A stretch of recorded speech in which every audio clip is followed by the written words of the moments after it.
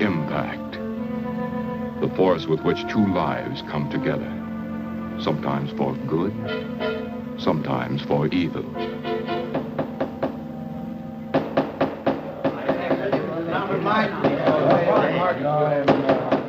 I say, Williams, is out of line out there. I'm definitely against it. Seems to forget we have our stockholders to answer to. Phone Mrs. Williams, Della. Tell her to be ready in about an hour and I'll pick her up. Yes, sir. You phone San Rafael and see if those papers are on the way over from the executive. Yes, well.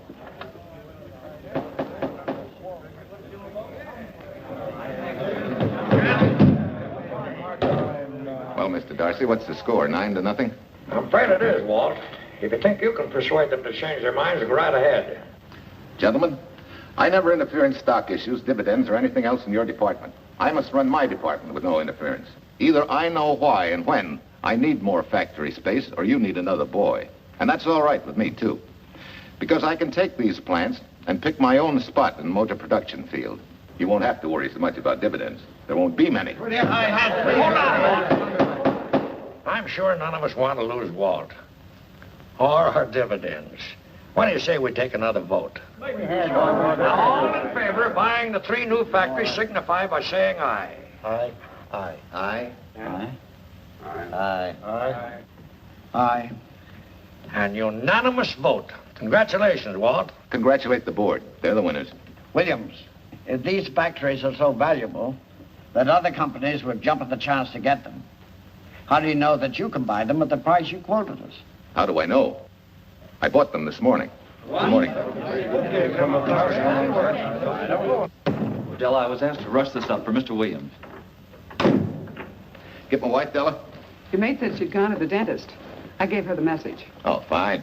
Oh, this just came. Thank you. What about those papers? They're here. Burke's checking them now. Good.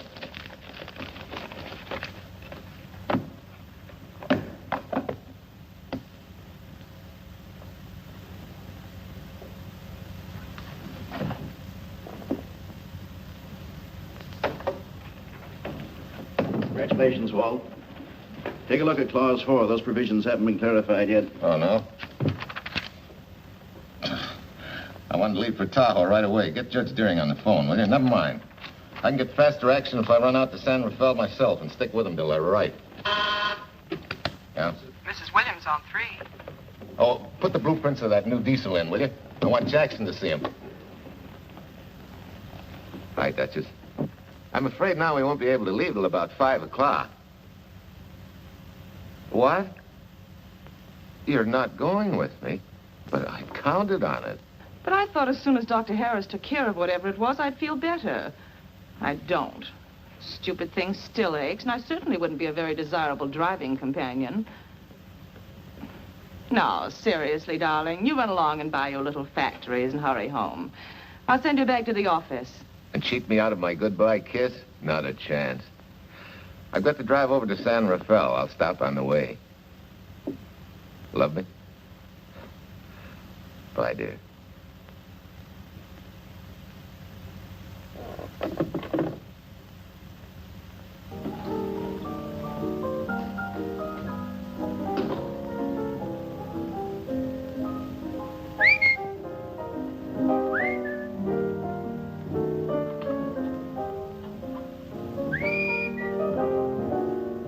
How do you expect me to whistle through a toothache?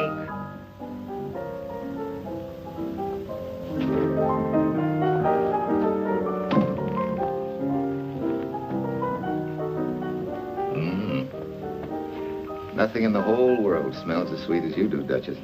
Certainly don't feel sweet. I was grouchy as an old bear.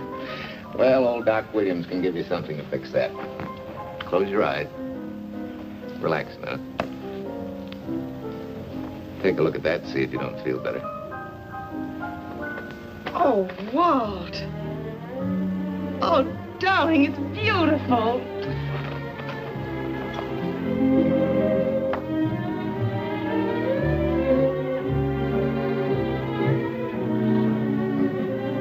Not bad. Not bad at all. You know, to quote my wife, I like monograms on things. It shows they belong to me, unquote. When did your wife say such a thing, Mr. Williams? About 6 years ago, when I married her. She gave me the first monogrammed shirts I ever owned. Those were the words on the card. I still have it. I certainly hope your board of directors never discovers what a softy you are. They won't, don't worry. I have only one vulnerable spot. What really happened this morning? All I got out of Della was that you stalked out of the office with blood in your eye and were back in no time with canary feathers in your mouth. Oh, I clipped those birds' wings, but short. No one's gonna vote me down, sweet. Not when I know I'm right. Mm-hmm. But how did you convince the board of that so quickly? With subtle hints and easy persuasion. Like this. Either I get what I want, or you get yourself another boy. And that's all right with me, too. Whoa, Tom! What a clumsy ox. I'm sorry, Duchess. Oh, please, sweet, don't be so upset. Oh, if you could have seen your face. Oh, don't bother, dear. Sue will take care of that. Not exactly a good prescription for nerves, huh? You know, you're wrong, Dr. Williams. The way I feel now, a good cat nap will probably make a new woman out of me. And if it's not going to make you too late... Yes? Well, I'm sure that by 5 o'clock I'll... Swell. I'll run over to San Rafael and get things ironed out and be back for you by 5. On the nose. Darling, wait. That's perfectly silly. I'll take a taxi cab and meet you in Sausalito. There's a drugstore on a corner opposite the square. I'll be there at 5 o'clock and we can go straight on up to Tahoe. That'll save you all that late afternoon traffic and all that time it'll take to come and pick me up. Smart woman, my wife. Thinks of everything. Where's your bag, honey? Oh, Sue Lynn still has some things to press for me. Sure you don't mind taking a taxi? Very sure. Sweet dreams, Duchess. See you at 5. Better get going. Bye, honey.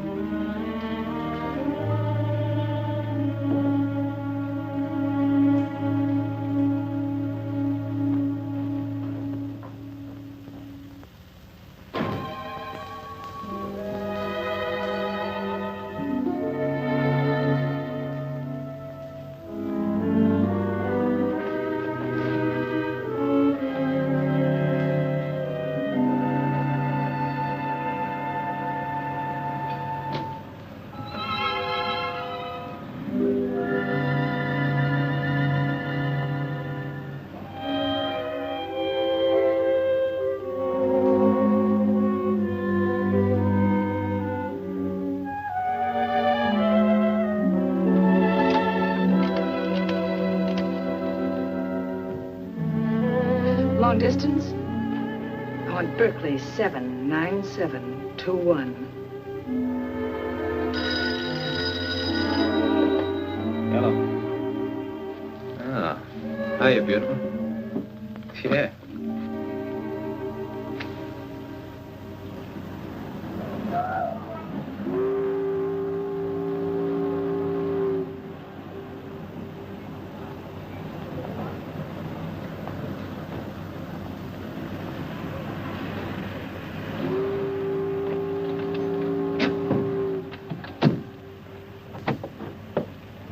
Here.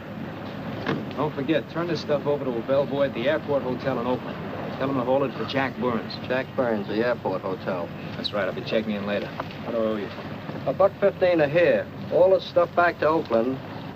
Yeah, here. Buy yourself a new... Thanks.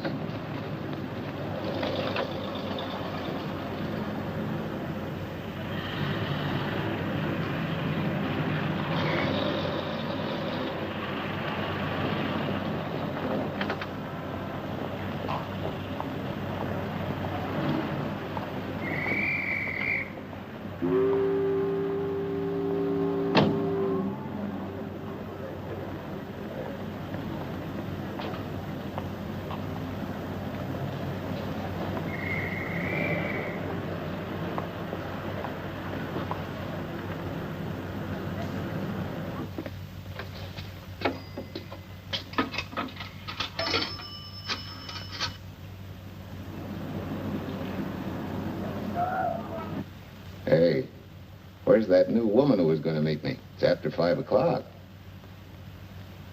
Oh, gee, I was so sure you were going to be okay. maybe you better get yourself another dentist, huh? Of course I understand, honey, of course. Just to prove it to you, I'm coming right on home. No, you really mustn't, darling. I'm going to be perfectly all right, really. And besides... Besides what? Well, I've done something you're not going to like. You remember Aunt Margaret back in Illinois? You mean the old gal in Evanston? I'm way ahead of you. How much? Well, it isn't money this time. It's another relative. Her favorite nephew, Jim Torrance. All of a sudden, right out of the blue, just after you left, he telephoned me from Berkeley. Okay, Judge, I'll see him when I get back. Well, you don't understand, dear. You're going to see him right away. On what? Well, all he seemed to want was to be able to get back to Illinois, so I... So you buy him a ticket. That's easy. Well, it isn't. I offered to, but he got huffy and said he didn't want any handouts, and... Well, without thinking, I told him we'd pick him up and give him a lift as far as Denver. I won't say I'm getting exactly an even trade for you, but where do I find this guy? Well, he should be there right now. I told him to be on the lookout for a cream-colored roadster, just in case we fail to recognize one another after all these years. Oh, darling, you're such a lamb. You sure you forgive me? What do you think? Well, I better run along or Cousin Jim might get nervous. Take it easy, sweet, and miss me, will you? I do already. Don't drive fast. And please take care of yourself. Softy. Goodbye.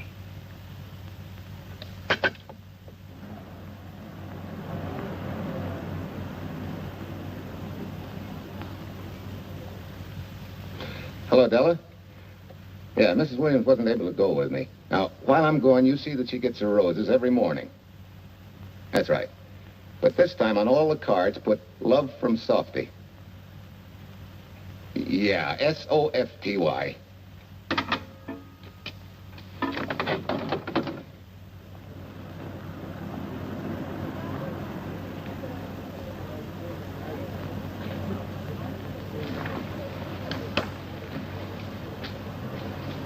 Hello. You must be Jim Torrance. Yeah, that's me. I'm Walt Williams. Hi, Jim. Hi. Where's Irene? Oh, she's a little under the weather at the last minute. Worse luck. Oh, that's too bad. I was hoping I'd see her. Yeah, I'm disappointed, too. Where's your luggage? Oh, I'm wearing it. Less trouble that way.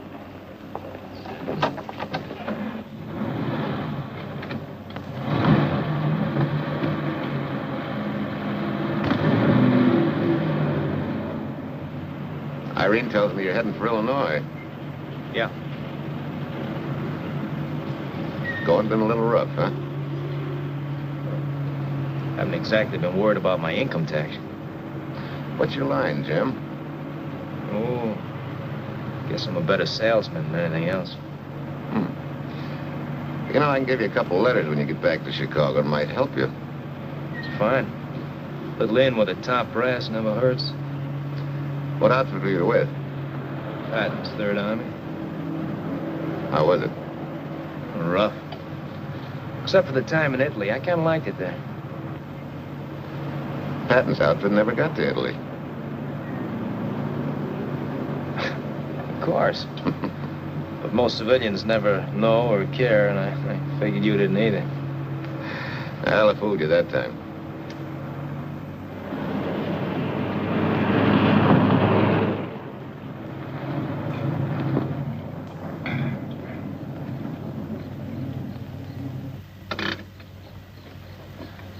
Our last chance to chow for a while. How about it? No, thanks. I grabbed a hamburger while I was waiting for you. I can still taste the harness.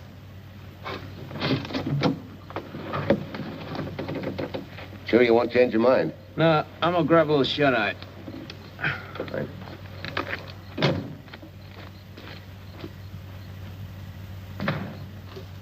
Chicken sandwich and a Coke. One chicken sandwich. Chicken sandwich coming up.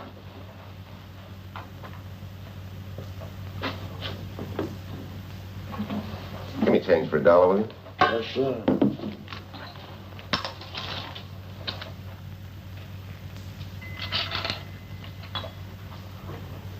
Thanks.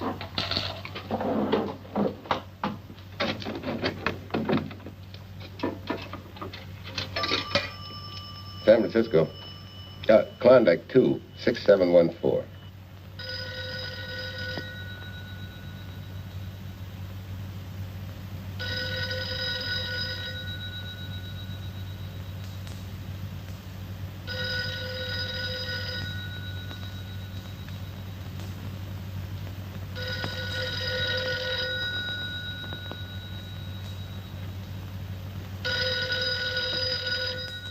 Klondike 2, 6714 does not answer.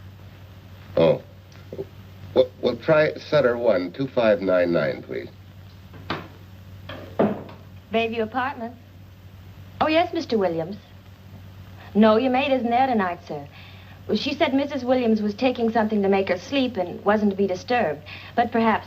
No, don't disturb her. Just leave a message that I won't forget about a certain problem. Mm-hmm. I think I have it, sir. You want her to forget all about a certain problem. Softy, is that S-O-F-T-Y, sir? Softy is going to take care of it thoroughly. Is that all? Yes, that's all. She'll understand. Be sure she gets it the first thing in the morning. Right.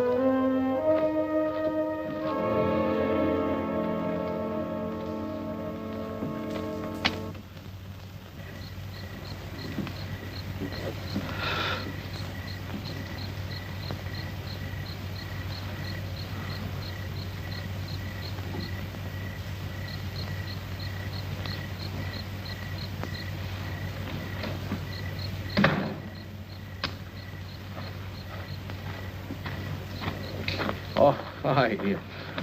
It's been so long since I've been behind the wheel of anything but a Caterpillar or a Jeep, I had to find out what a real buggy feels like. Why don't you drive for a while? Oh, swell. Nothing would suit me better.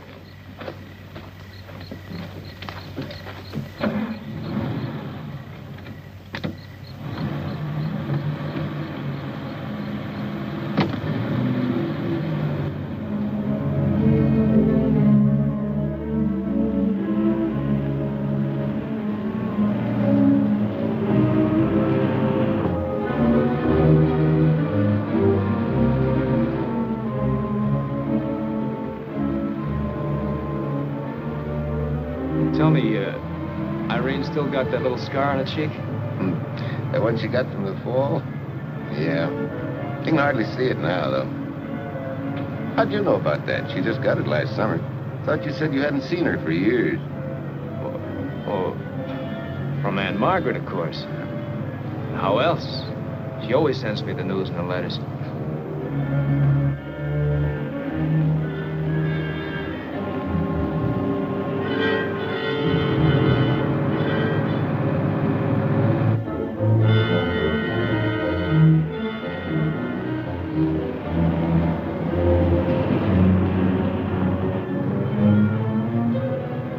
Guess your Aunt Margaret will be pretty happy to see you.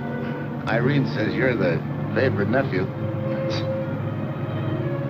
Afraid my lovely cousin was just giving me a build-up for your benefit. You don't know Irene. Maybe not.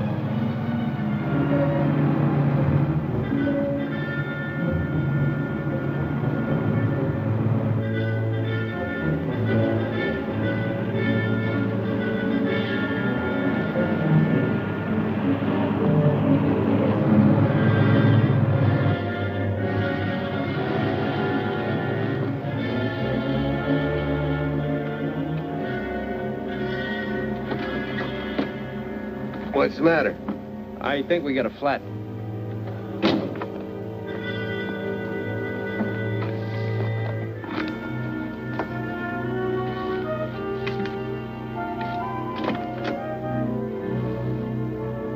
Yeah, flat as a flounder. Well, let's get to work. Hey, look out there, young fella. That's quite a drop.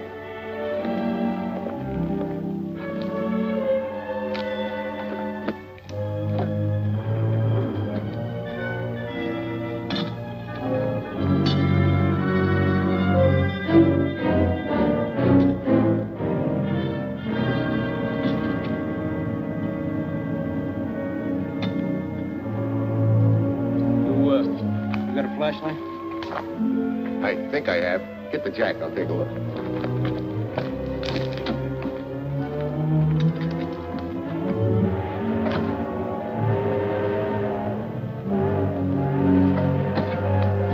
Did you find it? Yeah. Yeah, it won't be long now.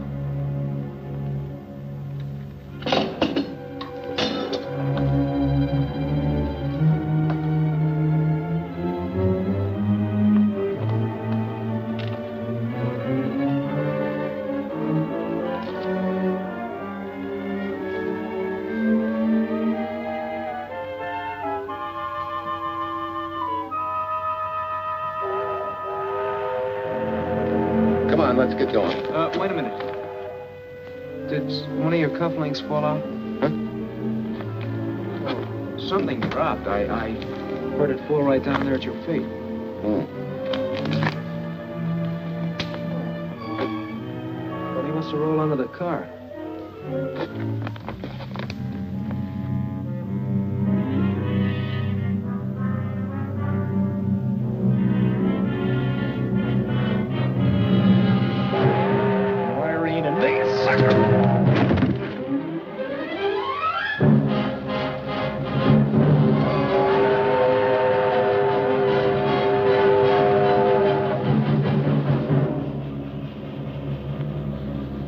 Hello.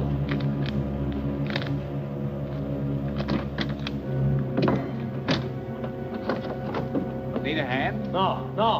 I'm all set now. Okay. Good night.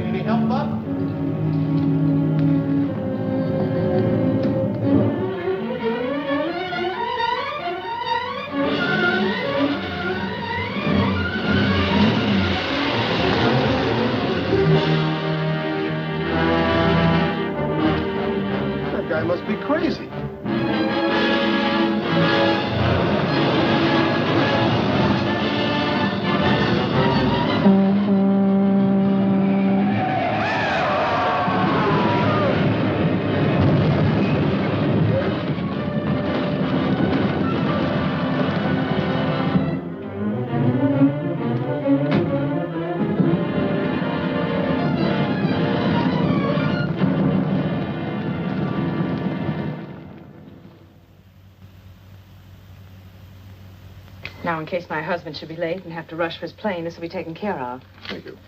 Tell Mrs. Burns the 302.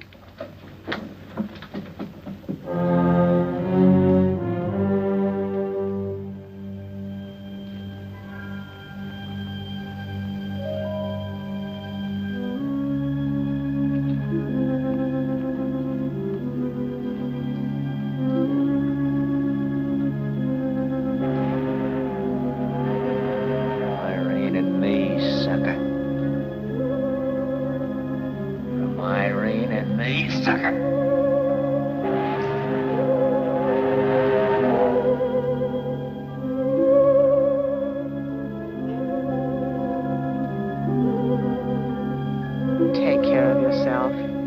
Softy. Softy.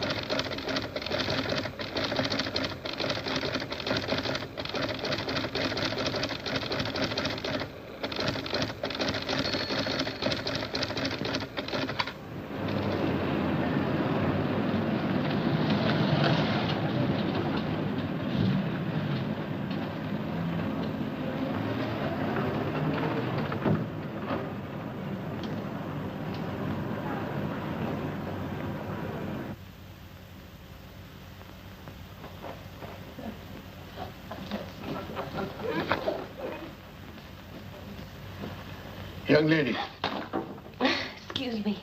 I want to see Mrs. Walter Williams. I'm sorry, sir, but she left orders not to be disturbed. I'm sorry, too. Lieutenant Quincy of the police department.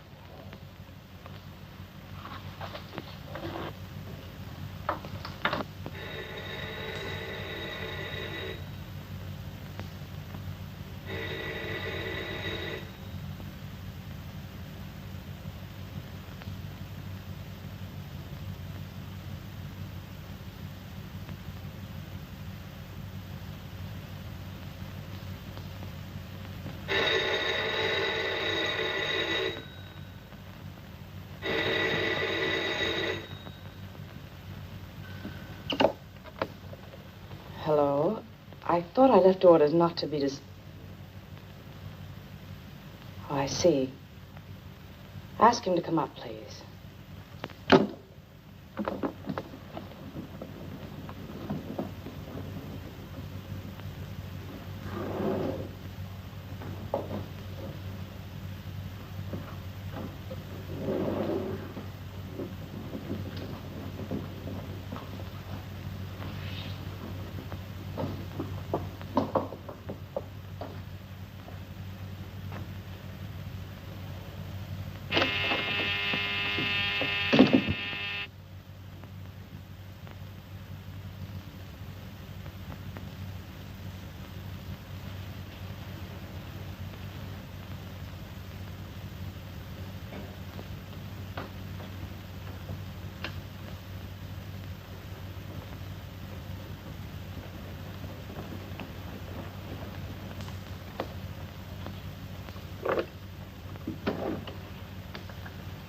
Yes? I'm Lieutenant Quincy with the police department. I'm sorry to disturb you at this hour, but... may I come in? Of course.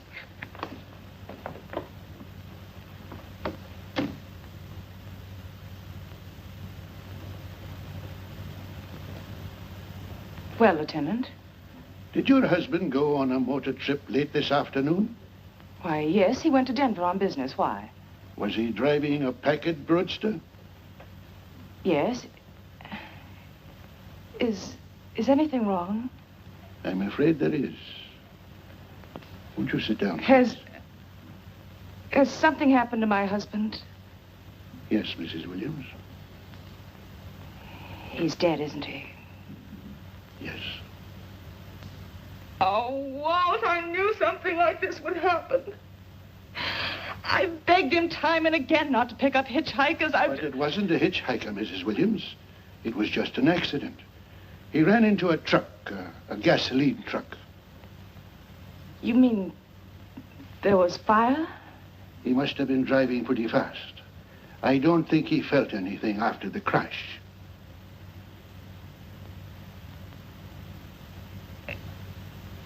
If there's nothing more you need me for, Lieutenant, I think I understand. And may I say you've taken this with a great deal of courage. Good night, Mrs. Williams.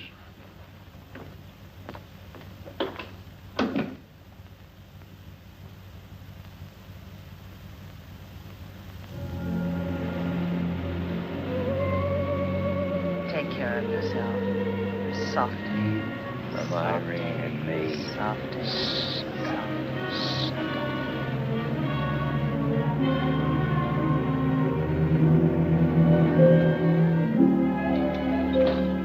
Ready?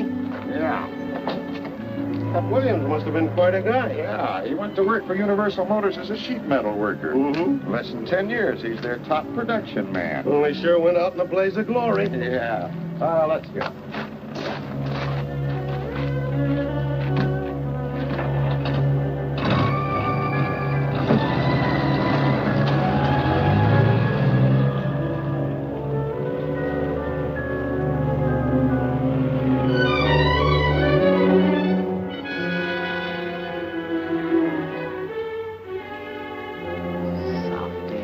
From Irene and me. Sucker. Sucker. Sucker.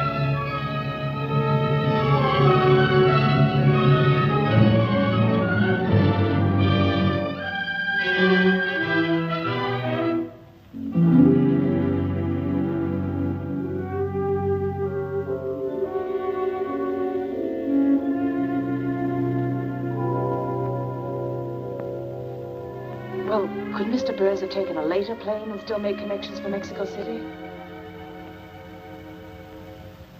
I see. Thank you. Yes? It is some telegrams for Tai Tai. Just put them under the door, Su Lin.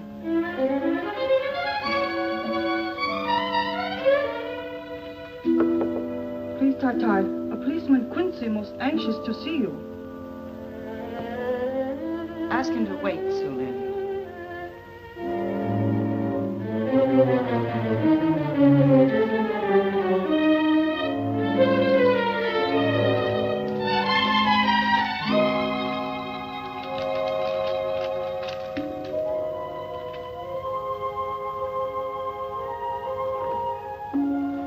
Mrs. Williams will see you presently. Will wait, please.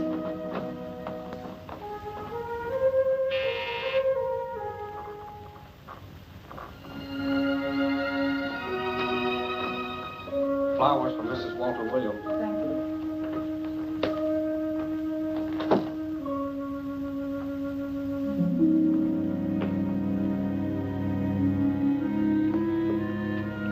Roses like Mr. Williams always sending when he's away. You seem to have been very fond of Mr. Williams. Su Lin is honored to have served him 5 years, and he... I'm sorry to keep you waiting, Lieutenant. I wouldn't be disturbing you again if it wasn't necessary. And I wouldn't be keeping you but a moment. You're being very considerate. Won't you sit down?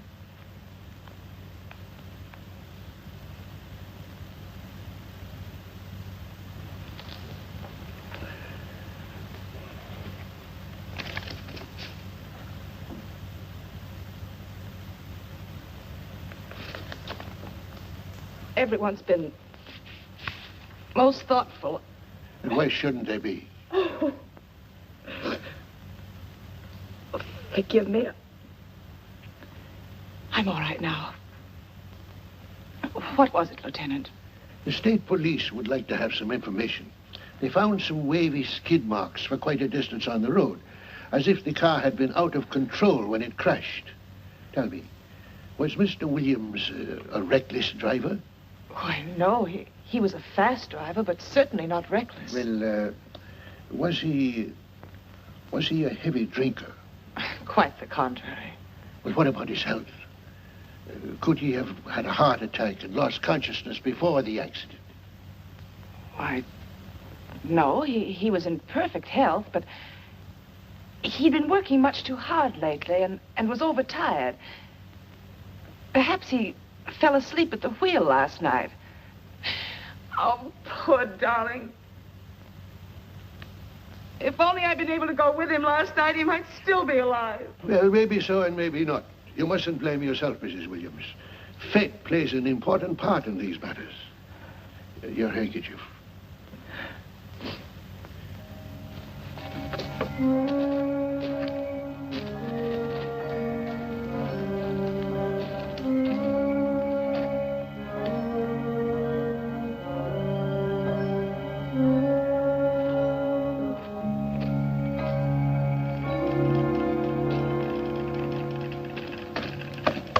When's the next train to San Francisco? 10 a.m. tomorrow. You sure there isn't one sooner? No, I'm sorry.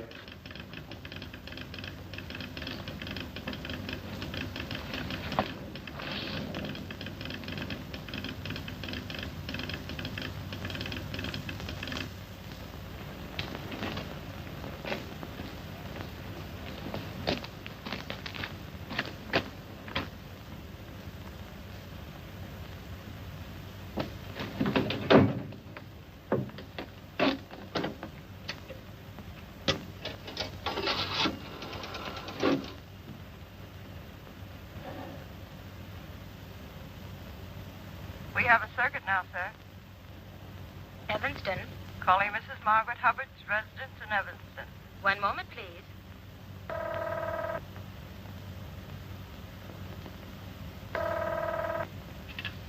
Hello? Mrs. Margaret Hubbard? Yes? Who's this? Long distance. I have a call from Mr. James Torrance. Who? Mr. James Torrance. He's her nephew, Jim Torrance. The call is for your nephew, Jim Torrance. I haven't any nephew, and I don't know any Jim Torrance. Sir, Mrs. Hubbard says she doesn't know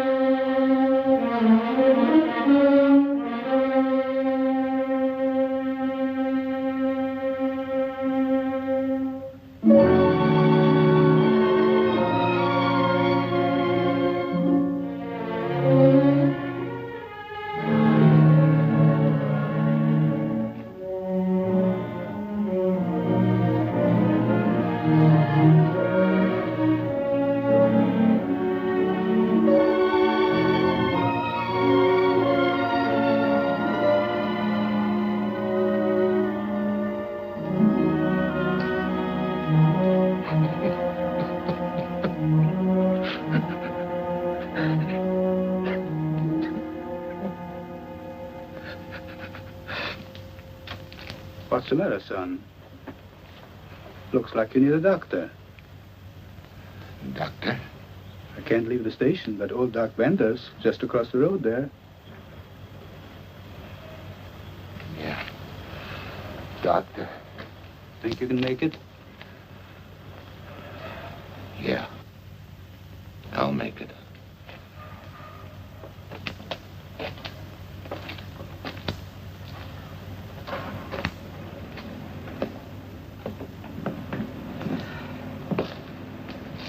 Now, take it easy, man. There's some concussion there. You've got to watch your step for a while. Yeah.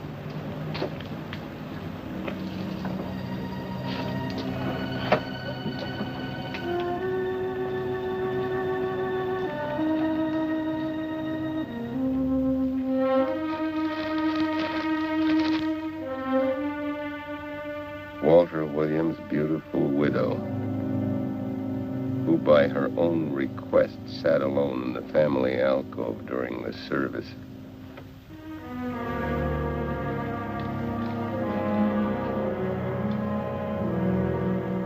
Smart. Someone might have caught her licking her chops.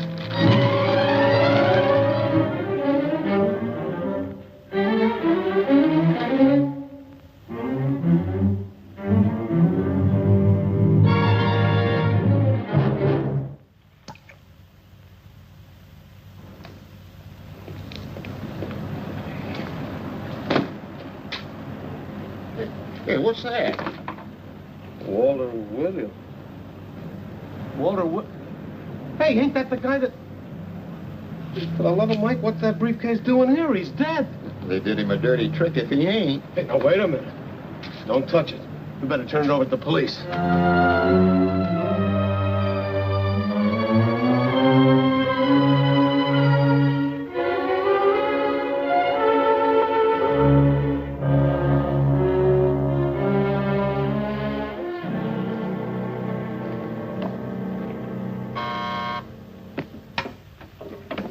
Homicide, Captain Callahan. Oh, yes, Chief. The dope just came in from Washington. The fingerprints are those of a James Torrance. Yeah, I'm putting Quincy on it. Right. Which sort of opens up a new can of peas on the Williams accident. There's the FBI reporting the guy. Playing with the lady's affection seems to come natural with him. All you got to do, Quincy, is find him. Yes, that's all I got to do. Last known whereabouts of Jim Torrance was in a moving van somewhere between Sacramento and Points East. Yeah, wait a minute. Last known address, care of his sister, Mrs. Joseph Rossetti. Irving Apartments, Berkeley. Well, what are you waiting for, Quincy? Let's go. Did Torrance leave any forwarding address? No, he said he was going to send it to me. Sorry to trouble you. Oh, Lieutenant, if you should happen to hear from him, will you let me know? There's an unpaid telephone bill and a bundle of laundry. Laundry? Let's have a look.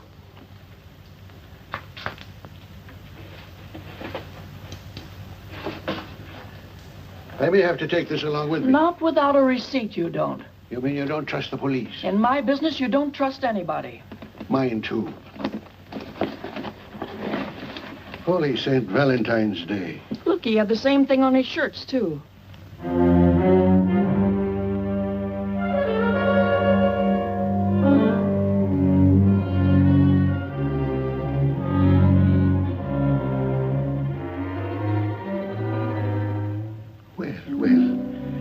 Romance in your late tenant's life.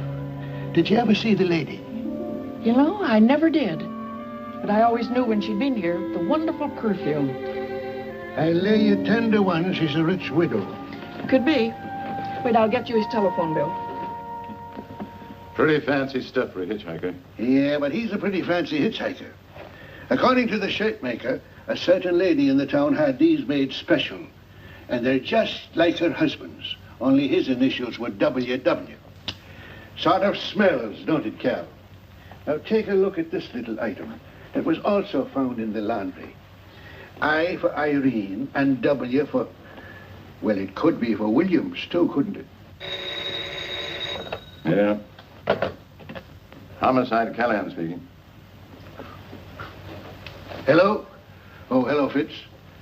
Hello. What news? Oh? Any luck? Both days, huh? Swell. Have it typed up and sign it. This report of Fritz will be a nice little topper for this pile. His checkup shows calls from Torrance's phone to Williams's private number, and a flock of them going the other way, including one on the 7th and several on the 8th. The 8th, in case you've forgotten, is the date of Walt Williams' accidental death. Well, that ought to be enough to get an indictment out of the grand jury. Go pick her up. I'd like to play a long shot first. It might give us 2 for 1. Well, take him one at a time. A bird in the hand is not going to lead us to its mate. I'd like to give the lady a little more rope. Well, Thanks. I thought you'd agree.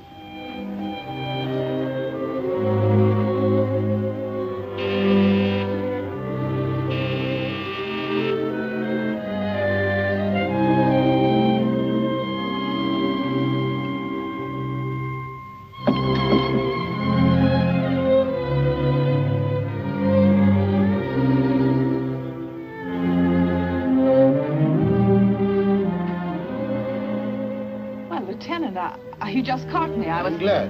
I have some rather startling news I thought you should know before it hits the headlines. Come in. Thank you.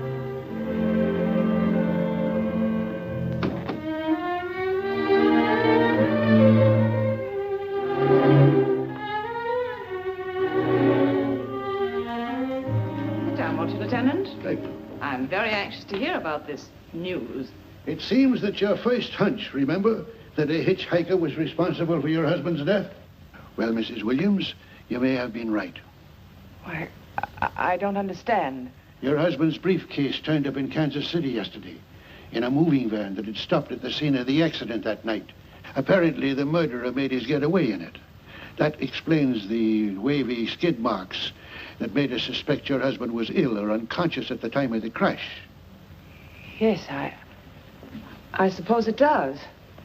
And by now, the man is probably out of the country and never will be found. Don't you worry, Mrs. Williams. There were fingerprints on that briefcase. And as soon as we get the FBI report from Washington, his identity will be known and his description sent out on police broadcast. Oh, we'll find him all right. But just now we're keeping things quiet so the murderer will feel safe until we are ready to close in on him. Yes, I can see the wisdom of that. Yes, I thought you would understand and cooperate. As soon as we know his name, it is possible that you might recognize it as someone with a motive. There's that possibility. You know I'll do everything I can to help. I'm sure of it. Now I'll run along. You'll hear from me. I'll let myself out. Don't bother. And don't worry. Good day.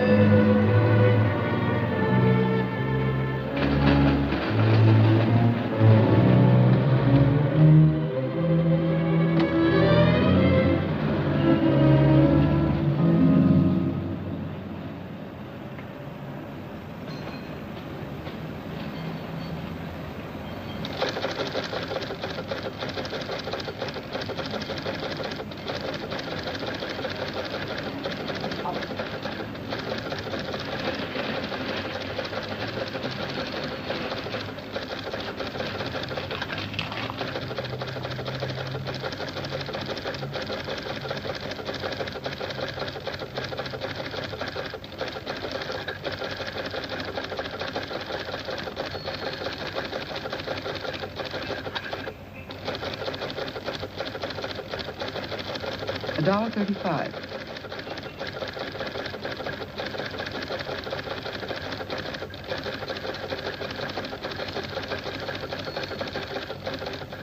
See, everything after the letter J in the first name has been obliterated by heavy writing over it.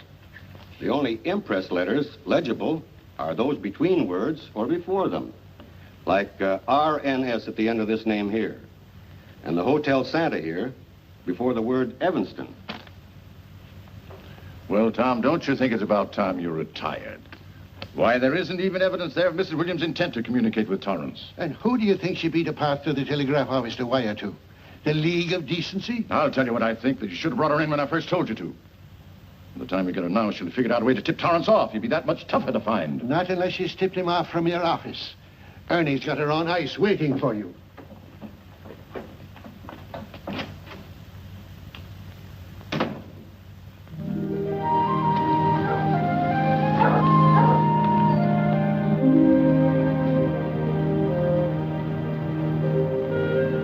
Pretty good, huh? Fastest growing little town in Idaho.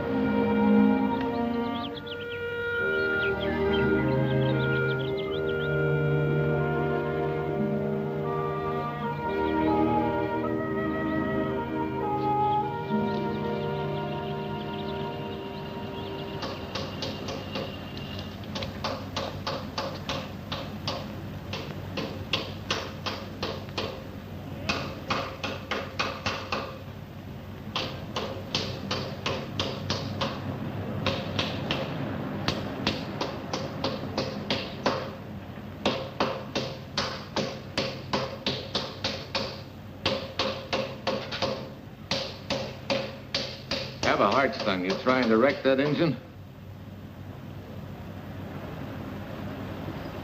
Oh. Sure. It's a hobby of mine. The way you're going at it, you can't miss.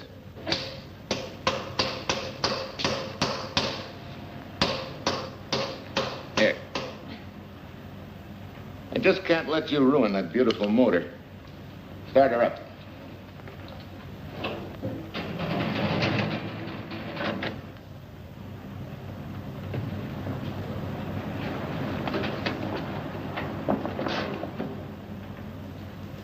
Okay, start her up.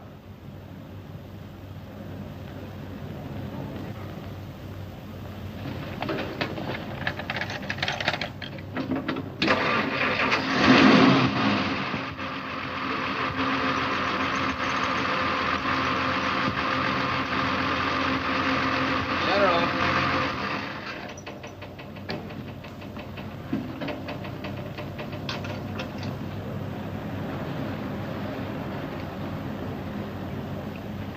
You're certainly not a mechanic by trade. Hands like that. Maybe it's a hobby of mine.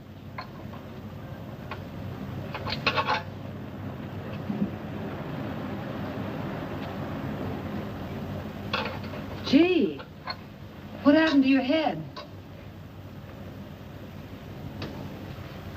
Perhaps I was talking when I should have been listening. Okay? Okay by me. Thanks a lot, Hill. So long, Marcia. Bye. He's all right now. You better lay off though till the boss gets back. I'm the boss. I guess the new cars are a little bit over my head.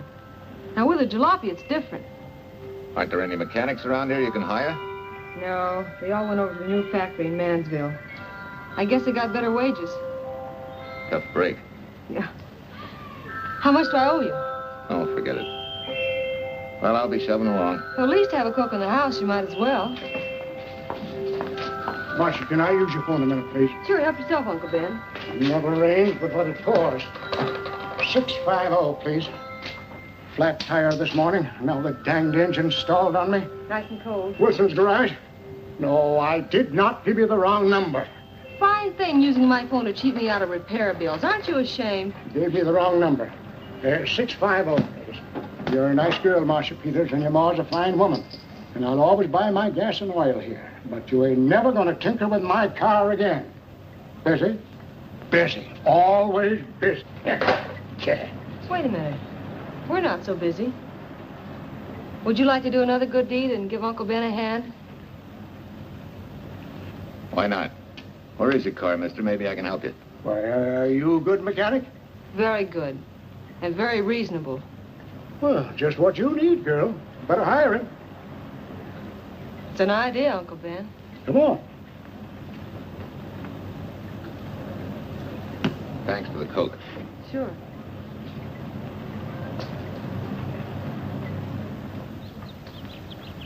Well, I got Uncle Ben fixed up all right. Nothing but a sticky carburetor valve. Bye. I hope he paid you. What for? It only took a minute. You're certainly not money conscious, stranger. There.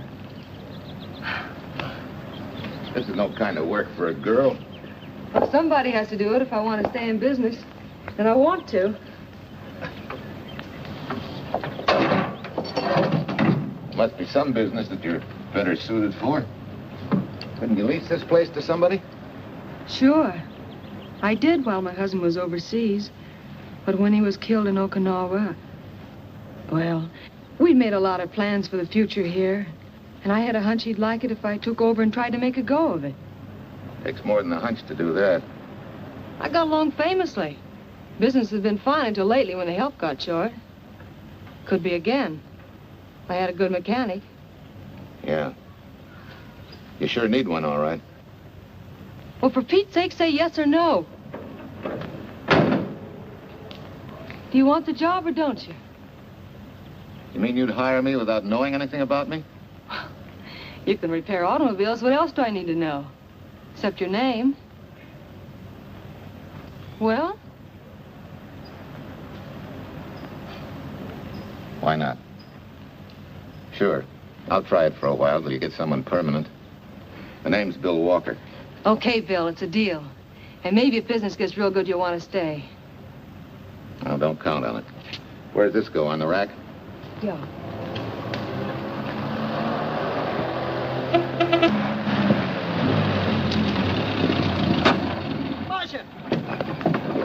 Marcia! It happened! It's a boy, 8.5 pounds. Pair of shoulders like a prize fighter. Well, congratulations, Papa. How's Jane? Ah, perfect. Everything's perfect. Gotta get down to the store and tell the gang. Almost forgot. Oh, gee, thanks, Dad. I'm sorry, I won't have enough for the gang. Yippee!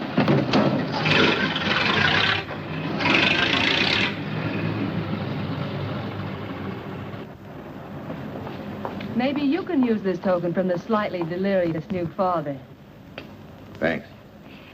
Say, we haven't settled the matter of wages yet. Maybe I can't pay your regular salary. Suppose we leave that open till you find out how much I'm worth to the business. Doesn't seem to be any business right now. Might be a good time for me to get rid of this beard and find a place to board. We live right next door. I'll go ask Mom. She'll know of a place. Sort of a peaceful house. I noticed it this morning.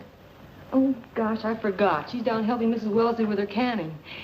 Mom finds homes for everything from stray cats... To stray mechanics? Well, you're not a stray anymore. I'll go phone. Pearl? 674, please. Hello, Miss Westler. May I speak to Mother? Hi, Mom. I've got some good news for you. I hired a man for the station. Yeah. No. Nobody we know. He's from out of town. Needs to place a board. You got a good one up your sleeve? Okay. Says she has to meet you first to come home for supper. Huh? And you like apple or cherry pie? Cherry. Cherry it is, Mom. See you later. Oh, now I gotta get rid of this. Hey, where's the nearest barber shop?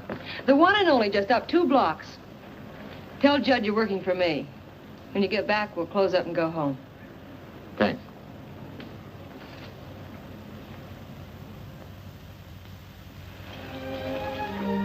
Oh, that's real nice. You must have had a good bringing up, young man. Thank you for the young man. We thank thee, O Lord, for thy bounty, and ask thy blessing on this food and on the new friend who shares it with us. I hope you're good and hungry, Mr. Walker. Who wouldn't be? Marsh, she eats like a sparrow, with all the hard work she does. May I have your plate, please? Well, she can start taking it easy now. Boss, the help. Thank you. She never takes anything easy. Has to put her whole heart and soul into everything she does. Well, now that you're through with me, Mom, how about Bill? Have you thought of a place for him to stay? Well, why can't he stay right here? We have a spare bedroom going to waste. And I think you like my cooking. Like it? That's very kind of you, Mrs. King, but it seems an imposition. Imposition, nothing. That's good business. I can get back what I pay you in board and room. Well, Marcia, what a thing to say. If you'd like to stay, we'd like to have you. We have some more vegetables. Mrs. King, you have a boarder. May I have a biscuit, please? Oh, excuse me.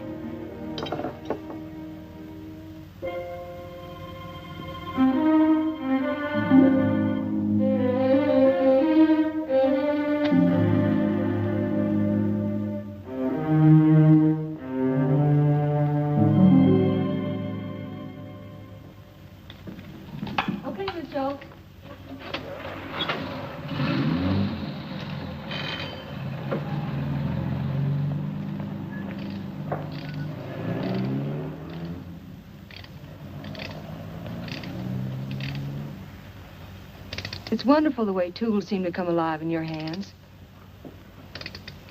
You seem to sort of come alive, too. As though you got real pleasure out of working with them. I do. When you're doing a job with them, you can't think of anything else. Bill, if something's bothering you, why don't you get rid of it? What would you prescribe, doctor? Amputation. For that stupid chip on your shoulder.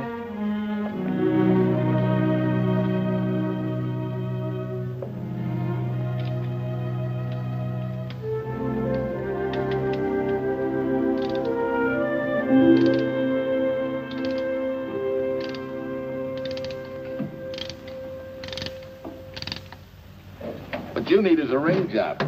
Save yourself some money. Gee, Bill, with the baby and everything, I just can't afford it now. Oh, we'll take care of that. Hey, boss. How's Ed's credit? Good enough for a ring job?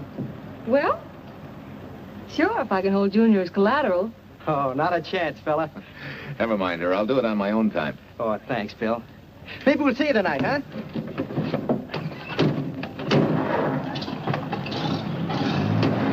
Some shoulders, huh? Yeah. Some father, huh? Bye, Marcia. Bye, Marcia. Bye. Nice kids. Hey, was Ed clowning about their being hard up? No. Things have been pretty tough for him ever since he got out of the service. Fix a car for him, Bill, and only charge him for the labor, okay? Then he gets it for free. I'd already figured on knocking that off. Say, we could make it an anniversary present. Anniversary of what? Junior's arrival, and mine, 3 months ago today. Time certainly flies. That was a lucky day when you came to MP service. Your work's been bringing in a lot of business. Glad of that. Hated to have fallen down on Mom and you. Say, look, boss, why don't we three celebrate tonight and go to the movies? Ed said he and Jane were going. Well, that lets Mom out. She'll be babysitting. I'd love to go, Bill. I haven't been in ages. Here's your opportunity. Go to work. Extra! Irene Williams, held for murder! Read all about it! Extra! Irene... This is Sheila Graham with the latest news of the shocking Williams murder case. While beautiful Irene Williams is held for trial, charged with conspiring to kill her late husband, the police are searching for James Torrance, believed to be the lover of Mrs. Williams and her partner in the horrible murder of Walter Williams.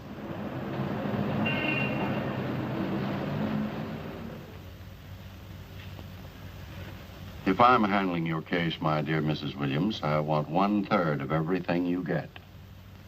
You're out of your mind. You don't realize what I'll get as Walt's widow. Perhaps you don't realize the spot you're in. Torrance's fingerprints were found not only on your husband's briefcase, but, in a manner of speaking, on your reputation as well. There's a detective named Quincy, a very smart cookie. He isn't exactly for you. Frankly, Mr. Warner, I'm beginning to wonder if my attorney is for me. Underestimating the enemy's ammunition would scarcely be wise. Now, if we can get to trial before Torrance is found, they'll never get a conviction. But... But what? If he shows up, we may have to fry him. Oh, no. Let's not cross that bridge until we have to. But if it comes to a choice, we're not going to burn, are we?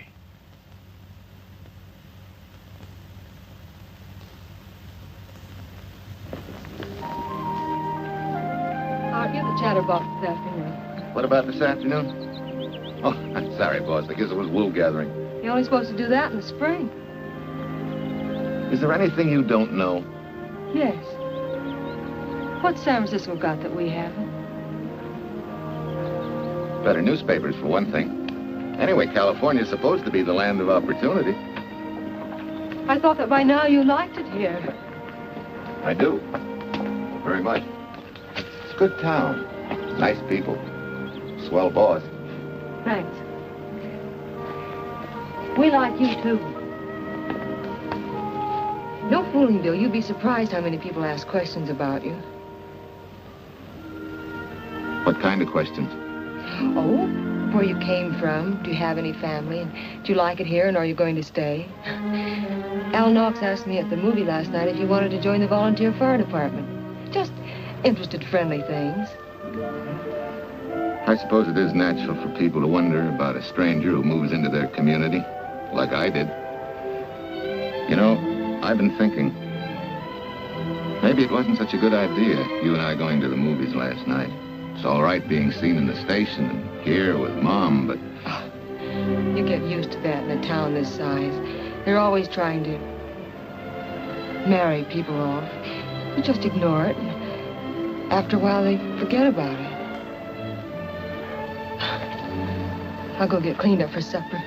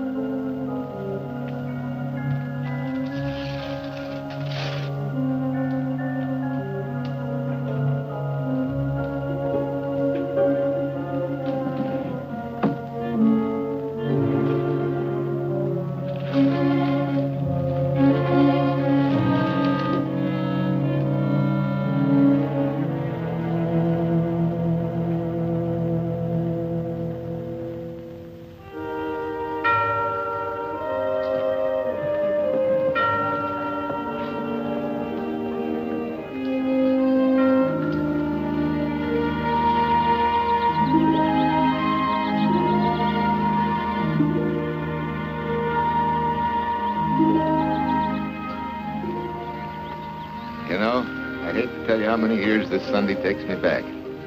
Did you always fall asleep during the sermon? I wasn't asleep, Mrs. Peters.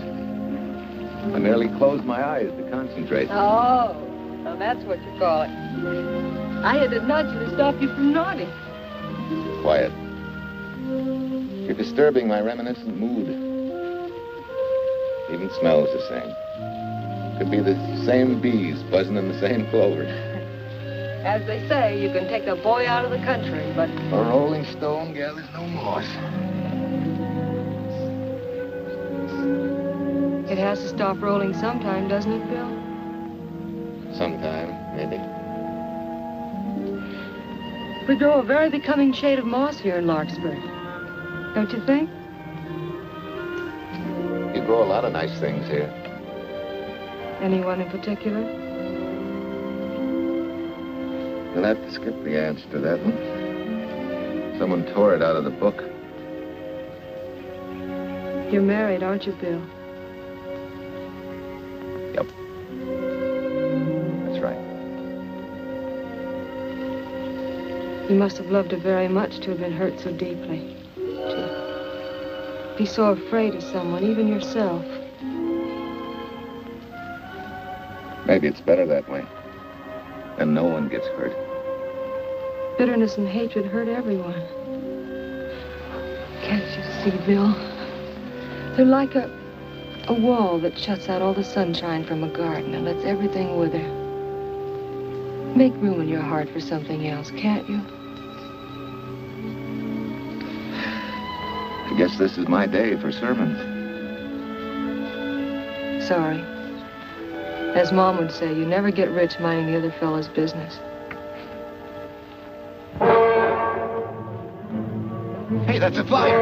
I'll be seeing you.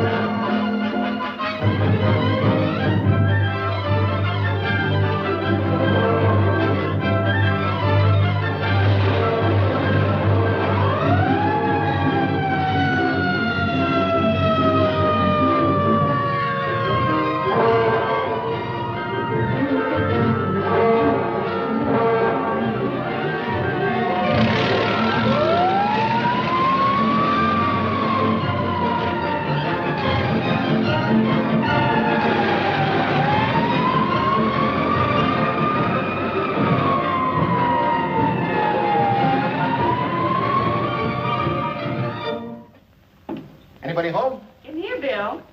Mrs. Wesley sent a couple of jars of peaches. Said you helped her can them. Oh, thank you. When I delivered the doc's car, he insisted that I have a bite with him. Where's the boss?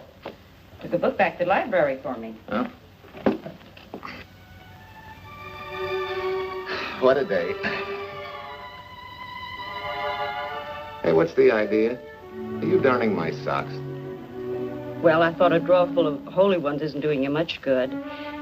I found it when I put fresh papers in your bureau yesterday.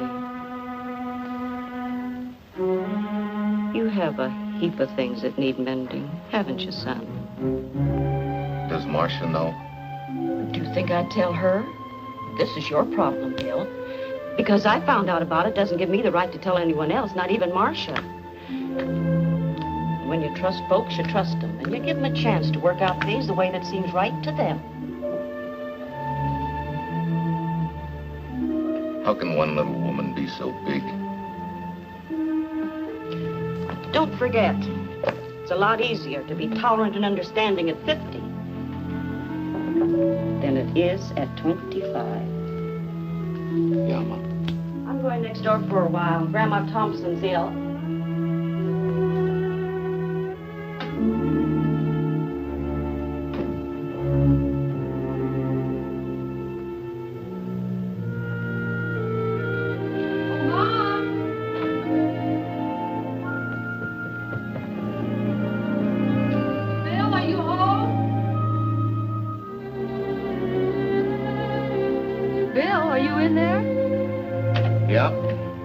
Next door, Marcia.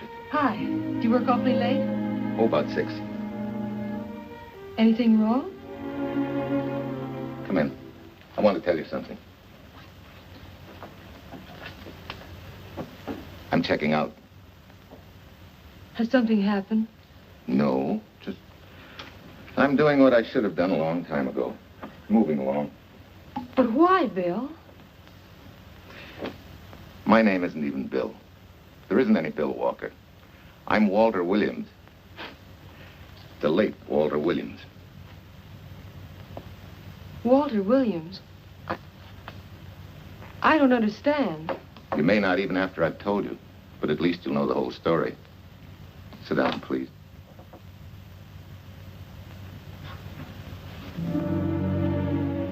Finally, Larkspur. And you.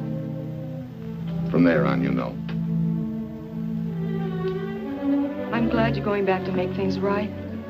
Going back? Wild horses couldn't drag me back. What are you going to do about your wife? Nothing. You're going to let her go to trial for murder? Oh, no, Bill. Why not? She tried to kill me, she and her cousin. But they didn't. Who says they didn't? Let them try and prove it.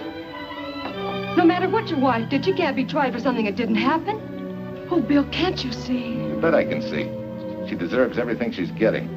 Sorry part of it is they'll never convict her. No, Bill. The sorry part is you're not big enough to take a hard jolt to your pride and to your ego. Sure. It hurts to be tricked and cheated by someone you loved and believed in. But that doesn't give you the right to take justice into your own hands, to trample on the hearts of others and walk out on life. A barren, frustrated boyhood. A marriage to a woman who accepted my love, yet despised me so thoroughly she resorted to murder. I'll never think of our moments together without nausea. I feel stripped bare, degraded. Because you've closed your mind and heart to everything else. Even me.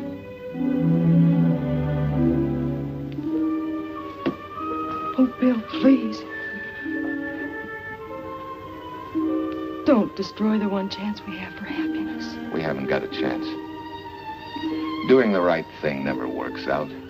I know. In this world, you turn the other cheek and you get hit with a lug wrench. Forget me, boss. Try and forgive me.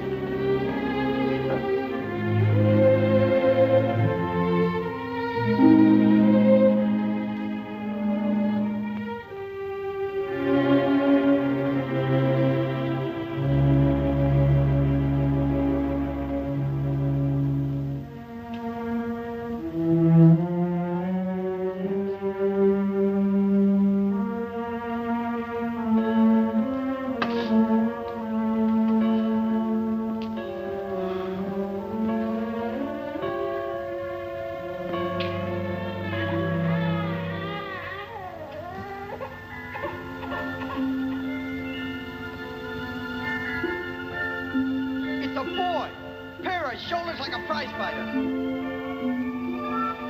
You know, I hate to tell you how many years this Sunday takes me back. You have a heap of things that need mending, haven't you, son?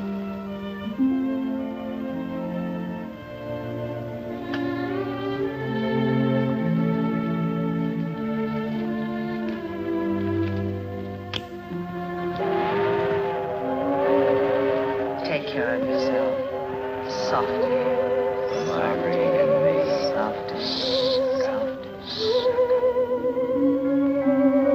You're not big enough to take a hard jolt to your pride and to your ego. Sure. It hurts to be tricked and cheated by someone you loved and believed in. But that doesn't give you the right to take justice into your own hands, trample on the hearts of others, and walk out on life. Oh, Bill, please. Don't destroy the one chance we have for happiness.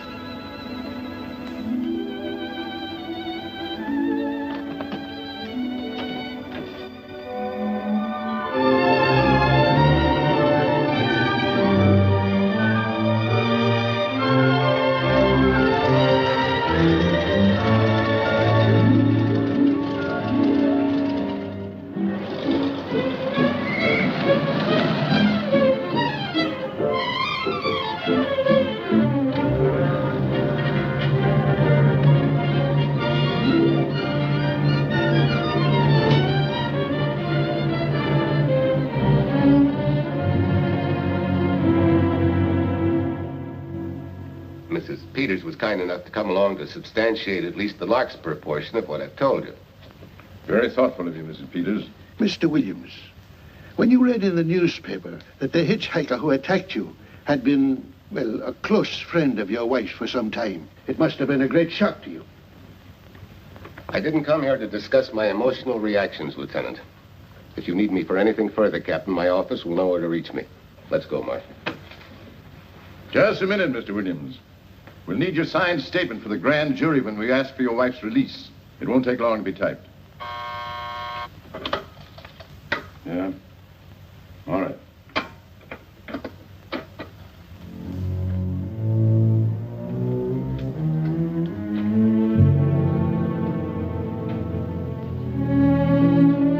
Come in.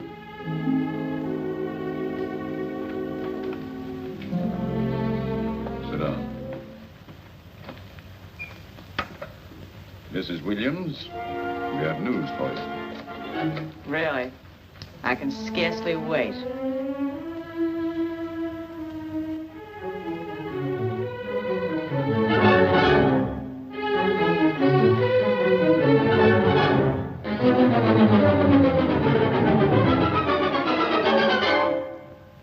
It seems it was Torrance who was in the car when it crashed.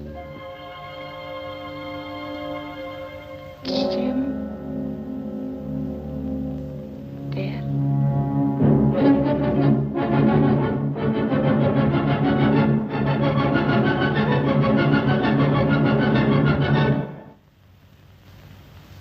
You did it. You killed him. No.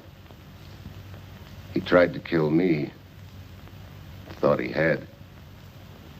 And he ran into the truck. It was an accident. An accident? You wait all these months to tell this story. You let me rot in this filthy jail. Wait a minute. You let everybody believe you're dead. Pretty convenient, wasn't it? A dead man can't be tried for murder. Mr. Williams, perhaps your wife would understand better if you would explain to her about the amnesia. Amnesia? Oh, don't tell me you believe he had amnesia. Where's he been all this time, just wandering around in a daze? Tells us he's been in Larkspur, a little town in Idaho, working as a mechanic in a service station, run by Mrs. Peters here.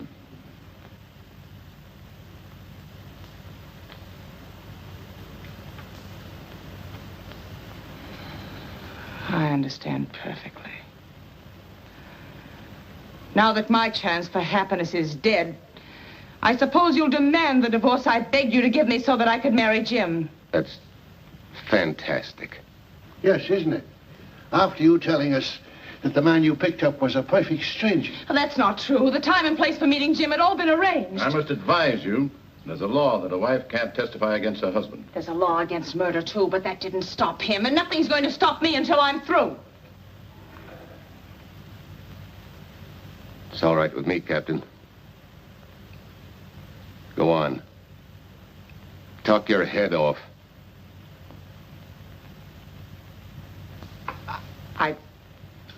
I was to have gone with him to Denver. He insisted on it, although I was quite ill. Several hours before we were to leave, he came home. There was a violent scene. He threatened to kill me unless I agreed to give up Jim. And I wish he had. This is incredible. Not one word that she has said is true. Then you have nothing to worry about. Mrs. Williams, was there a witness to the threats you mentioned? No. Unless the maid overheard. She was in the apartment.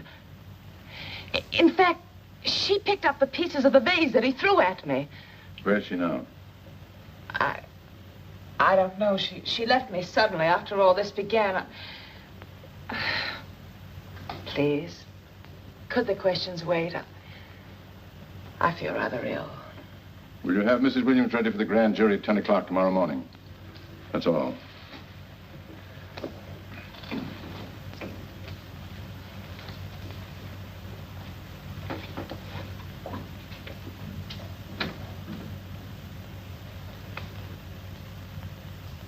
We're going to hold you too, Williams. On what charge? Suspicion of murder. But he's not guilty of any of these things. Then it should be easy for him to prove it. Take it down and book him. That fiction of Mrs. Williams must have been very convincing. No, we just couldn't buy that yarn you tried to sell us. Let's go.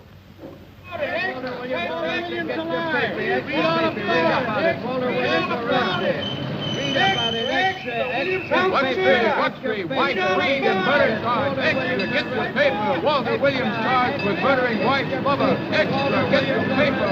Irene Williams goes free. Husband held. Extra, get your paper. White, Reed, and murder charge. Walter Williams charged with murdering wife's lover. And Daly's going to cover Williams' office. Okay, boys, hop to it. I want all I can get by 10 a.m. tomorrow for the grand jury. Okay, Chief. Oh, Tom, don't miss a bit. Dig up everything you can on Williams and the Peters dame. You sort of believed Irene Williams' story, didn't you, Ben? She made better sense than he did.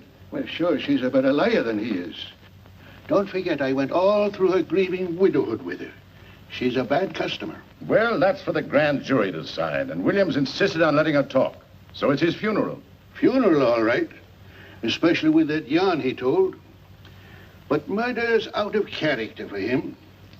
There's a few pieces missing somewhere. There might be in Idaho, if it's not too much out of character for you to get going.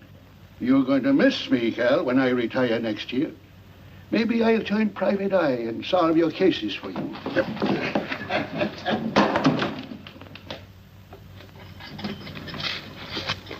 Hi, Williams. Mr. Williams? Thanks.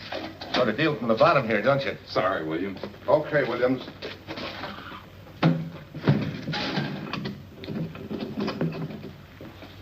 Well, not very good news, judging from your faces. Well, Walt, the grand jury returned an indictment against you. Mrs. Williams was released. I see. Now, don't you worry, Walt. We'll have you back at work where you're needed, and in short order.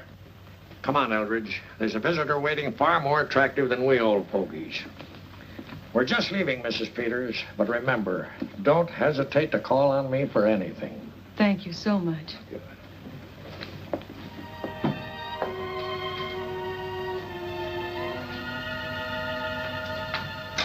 Hi, boss. Bill, what have I done to you? If it weren't for me, you wouldn't be here. If it weren't for you, I wouldn't be. I came back here because I wanted to believe in the things you do.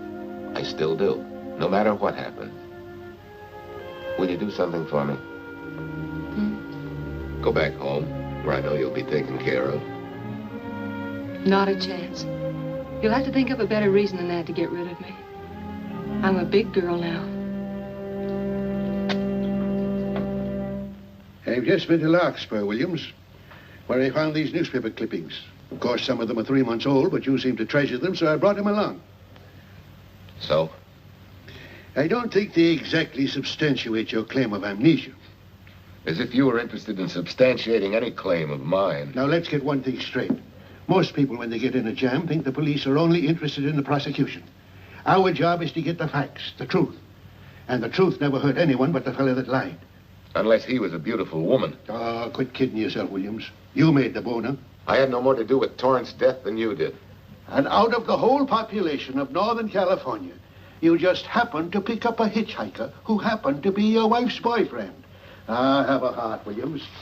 I suppose you'll tell the truth when you take the stand, but you better have some mighty conclusive proof if you expect the jury to believe it. Wait, Lieutenant. Bill, we all know you're not guilty, but we're going to need help to prove it and need it badly. Lieutenant Quincy can't take sides, but if we're right, he has to be on ours. And I have a hunch he wants to be. Why don't you tell him the whole story? All of it. Please. I'd like to. Quincy, very much.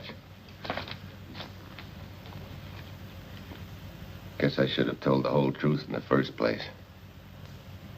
But I wanted to clean this mess up with as little scandal as possible.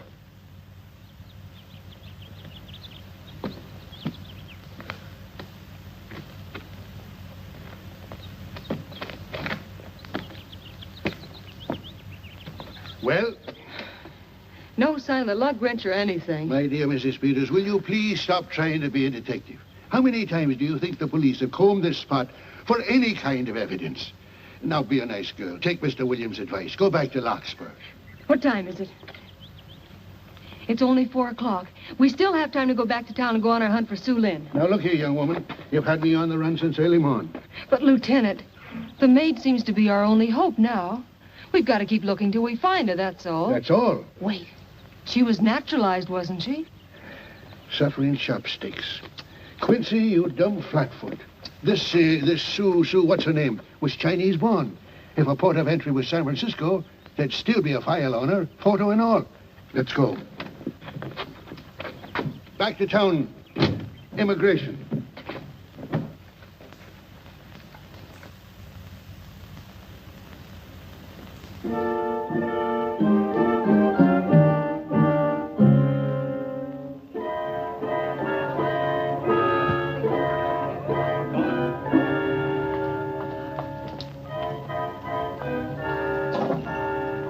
counsel has given us the right lead.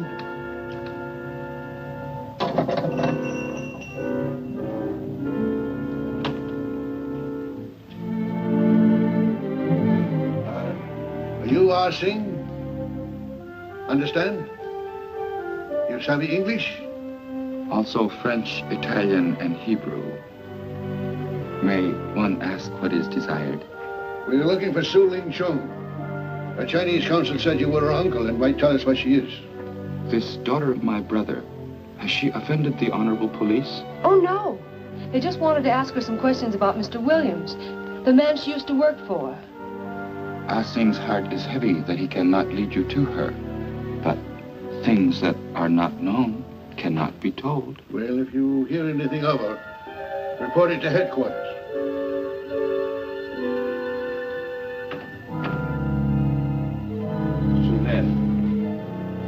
Untruth is not good for soul, and not wisdom when told to policemen. Better for the soul to be kind than to be wise. Sulin must keep silence to help in this matter.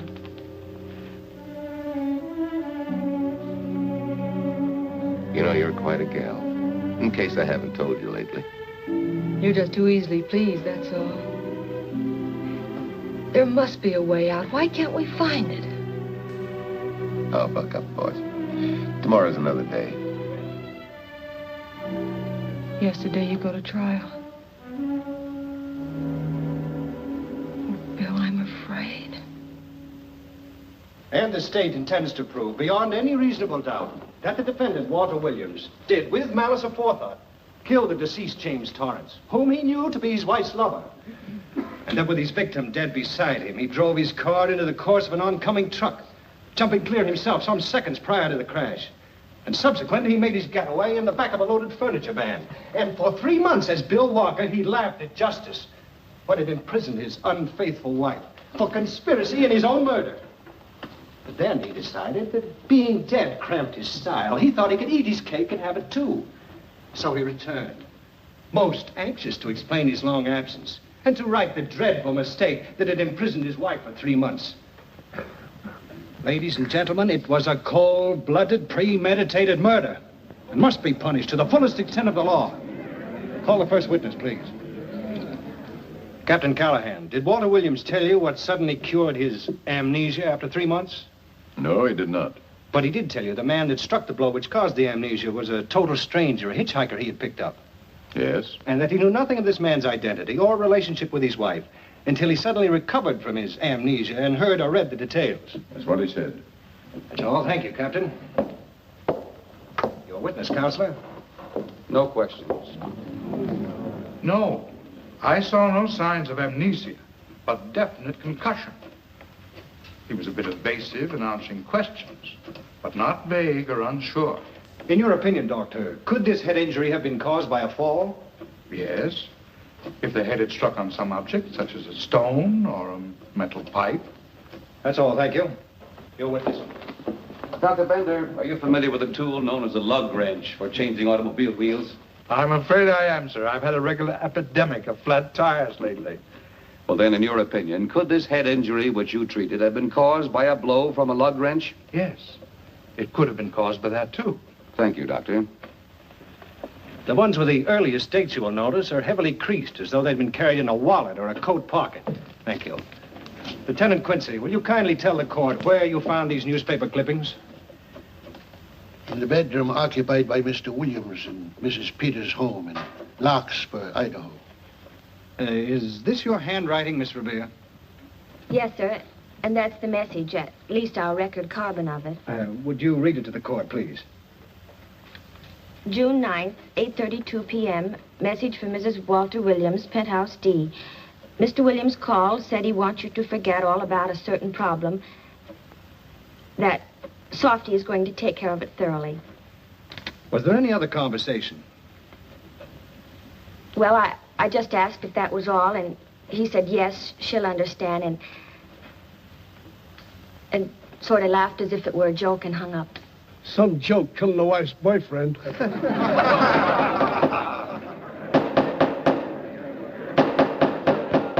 is the state versus Walter Williams. All the rounds so far have gone to the prosecution. And it was a grim-faced Williams who was returned to his cell this afternoon. What the score will be after he takes the stand is anybody's guess, but he's going to need some lucky punches to get a decision. And though Torrance struck with intent to kill, after telling you this is from Irene and me, sucker, you still telephoned Illinois to find out if there was a cousin Jim. You are hard to convince, aren't you, Mr. Williams? Is it so incredible that a man should fight against believing such a thing about his wife? Oh, that is very touching. From a husband who planned a trip on which he intended to destroy his wife and did kill her lover. That's a lie. Your Honor, I object to the conclusions drawn by the prosecutor and move that it be stricken from the records. But, Your Honor, there is a corpus delicti, remember, who was your wife's lover. Objection sustained.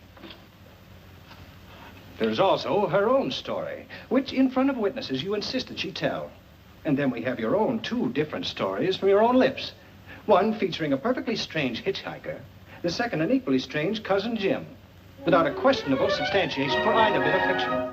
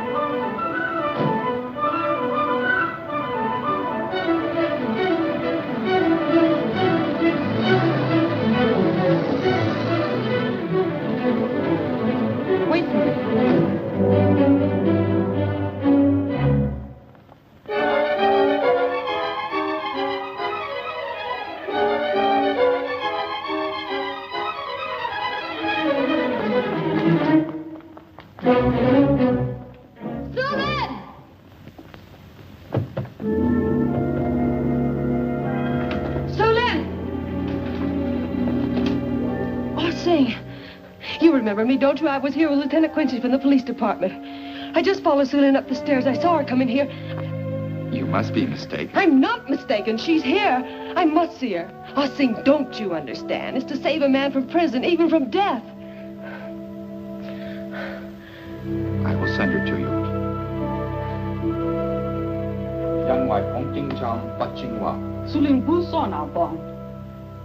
Oh, Sulin, we've been looking for you all these weeks.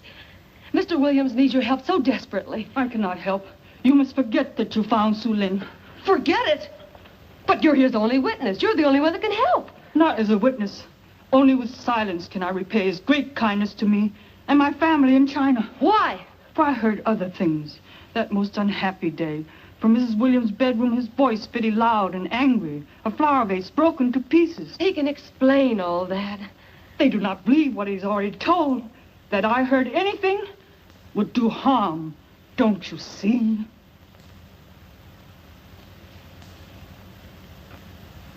Yes.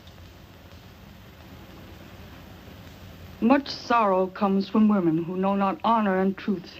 And Mrs. Williams, she was not true even to that Torrance man. What made you say that? That night when he was killed, her sickness was but wall of falsehood, behind which she could go secretly to a meeting place. You mean she went out that night? Sulin, are you sure? Yes, because next morning in her bedroom I found street shoes that had been worn. Her coat on the closet floor with the sleeves turned inside out, as though removed hurriedly. And in one pocket, a door key to some hotel. Sue Lynn, that's it. Proof that she and Torrance had planned to meet that night after he killed Mr. Williams. What hotel was it? Oh, I don't remember.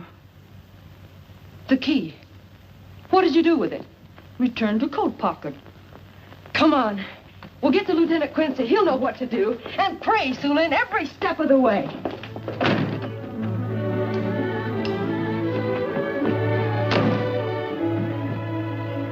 Now hold everything. Even if this long shot don't work out, we'll just keep on pitching.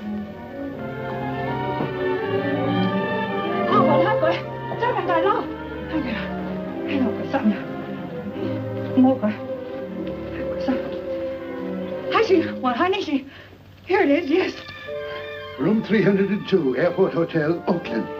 Maybe we got our miracle. A special little Chinese one. It is to hope that Sue Lynn was of small help to Mr. Williams. Oh, Sue Lynn. Come on, Copper. Next stop, Oakland. A certain little lady's hotel rendezvous. I was on night duty then, all right, but I sure don't remember a looker like this. Quite a dish, eh? A little too highly seasoned for my digestion, thanks. Lieutenant, just found a couple of cars for room 302 on June 9th. George Baxter, checked out at noon. Mr. and Mrs. J. Burns. Room not slept in. J. Burns. Burns. Look, Quincy. The handwriting on the card is identical to that on the photograph. And here's a little boy, the same thing. The cover-up telegram to Aunt Margaret. Now look at the impressions. J here, and here RNS. J. Burns. That's the name she started a telegram to. Room not slept in. Say, I got that dame pegged now, Lieutenant. She said they'd be out of the room by midnight as her husband was catching a plane.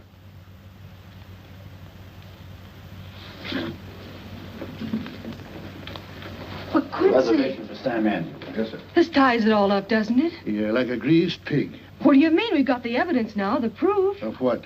Sue Lynn's theory that Irene was playing the field? This evidence only proves that she came here to keep a date with a man named Burns. We can't even prove that he didn't keep the date. But you know he didn't. There wasn't any Burns. It was only a name that she and Torrance used. Fine. If you can prove that, Williams will be free. But none of this will prove it. Sorry, Copper, but we are just up another blind alley. Willie? Yes, sir. There's a couple of sample cases from Mr. Sam Andrews. Came up from the station this morning. Take them to Parlor B right away. Sure thing, sir.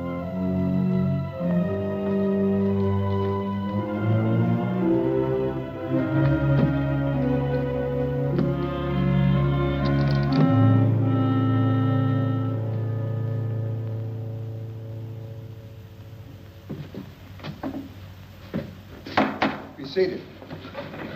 Case of the state versus Walter Williams. Proceed, Mr. Aldrich.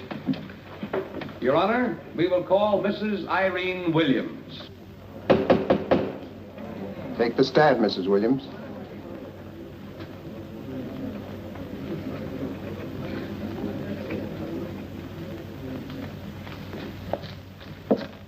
Raise your right hand. You solemnly swear that testimony you're about to give in this cause to be the truth, the whole truth, and nothing but the truth, so help you God? I do. Hey, what cooks? The defense calling her? Mr. Eldridge, what's the purpose in calling this witness? Merely for purpose of identifying handwriting. Now, Mrs. Williams, this photograph of you, Was stolen from my apartment. so, according to the inscription, to Walt, my adoring and adored husband, Irene, this belongs to Mr. Williams. This is your handwriting, isn't it? Of course. I'm touched that he should have wanted it so badly. And this telegram, addressed to Mrs. Margaret Hubbard, was that also your handwriting? It is.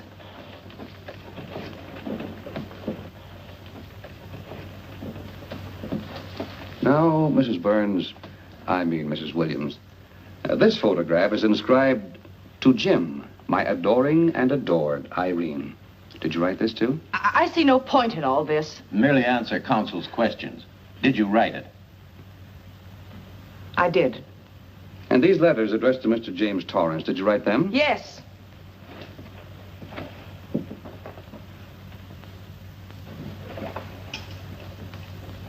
And this monogrammed garment, A gift from you to Mr. Torrance? Why must I be tortured again by all this? I never made any secret of my love for Jim Torrance. That's why he's dead. Your love for Jim Torrance. Yet on the very night he was killed, you had a rendezvous with a man named Burns, didn't you? I don't know what you're talking about. I don't know any man named Burns.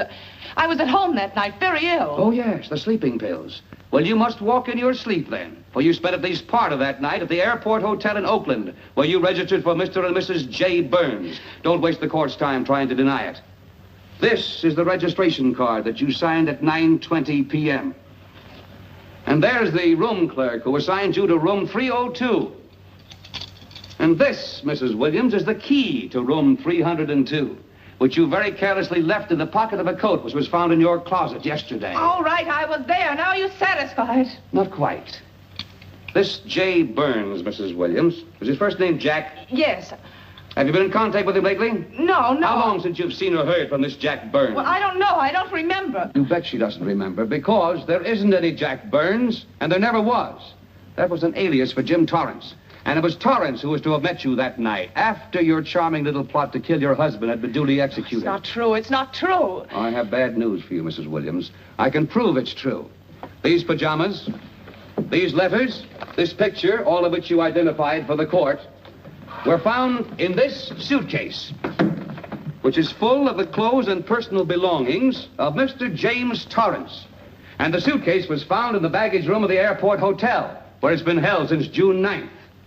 And it says on this tag, in large print, hold for Jack Burns. That is all, Mrs. Williams. Just a moment, Mrs. Williams. Your Honor, in view of the evidence presented, we now ask for a dismissal of the state's case against Walter Williams. And we intend to charge Irene Williams with conspiracy to commit murder against her husband, Walter Williams. Oh, no.